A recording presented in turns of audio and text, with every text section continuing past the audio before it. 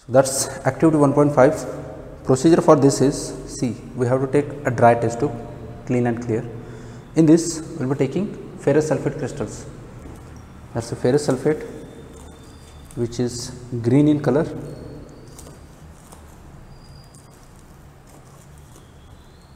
So that's green color ferrous sulfate. We need to heat it on a burner and we need to see what happens. Okay. So take it on the burner, original color is visible to you. When you heat it for some time,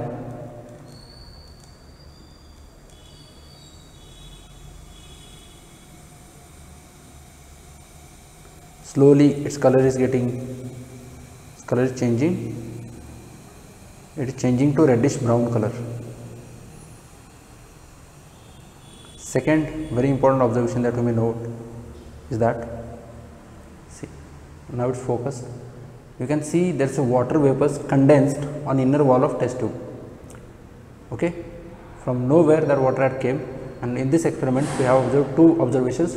First thing is the water vapors are condensed in inner wall of test tube and the compound has got turned into reddish brown from green. Okay, so in this experiment we need to conclude, we need to justify these two changes, why and how they have happened.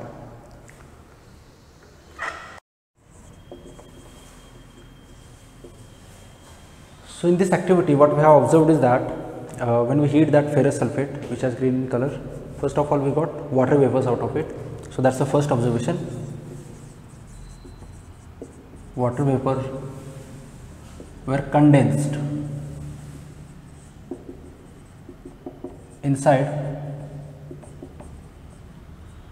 the test tube. Okay. Second observation that we have made is that green color ferrous sulfate turned to reddish brown color. Okay. One more observation that we have made, that definitely you cannot see it on camera, because we observed smell. We observed smell of sulfur burning along with these two things. Okay. So in that activity what observations we have made, we need to justify it with the help of reaction or with the help of chemistry. Okay. So let's go to the conclusion part. See, the ferrous sulfate originally, you might have know the formula of ferrous sulfate, that is FeSO4. Actually FeSO4 contains some molecules of water directly attached to it. Okay. Like this ferrous sulfate is not just FeSO4, but it has 7H2O water molecules directly intact to every single crystal, every single formula unit of ferrous sulfate. Okay. So first of all, basically this type of salt which contains some hydrates, they are called hydrated salt.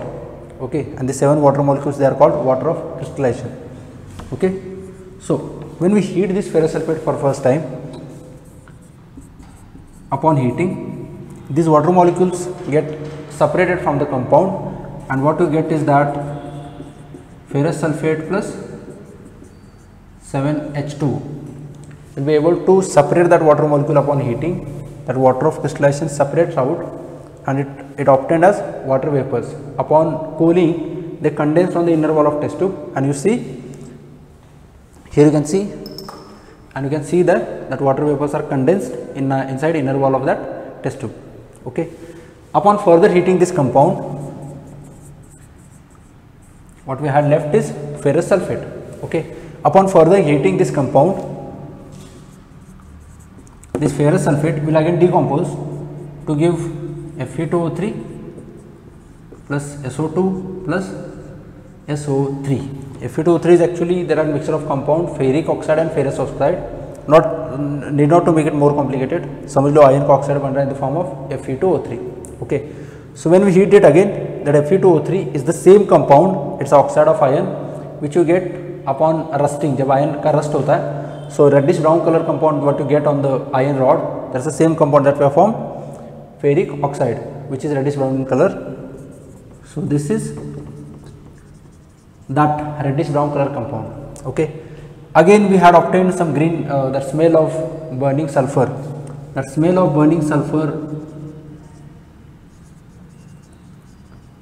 is because of the gas that is called sulfur dioxide, which has order.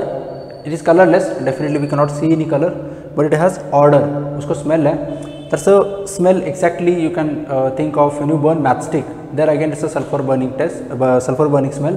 Exactly same kind of smell we observe here. Okay, so that's about the smell. Thirdly, sulfur trioxide, one more gas. It is actually odorless or colorless gas. We cannot observe that. So these are the things that are liberated when we heat ferrous sulfate crystals. Definitely this reaction is not balanced. It's left to you. Try to balance that. Answer you can answer me in the comment box for that matter. So this activity is to demonstrate you that this is the kind of decomposition reaction where single reactant upon heating decomposes to give two or more products. These are the reactions which are exactly opposite to that of combination reactions that we are seeing in last activities. Okay, so this is decomposition reaction. In decomposition reaction, again we had heated it. We had heated these components. Okay, and when we heat it, there is a term for heat called therm. This is thermometer. We measure heat, right? So there is a term for heat, that is therm. So this kind of decomposition reaction where we heat and we decompose those components, they are called thermal decomposition.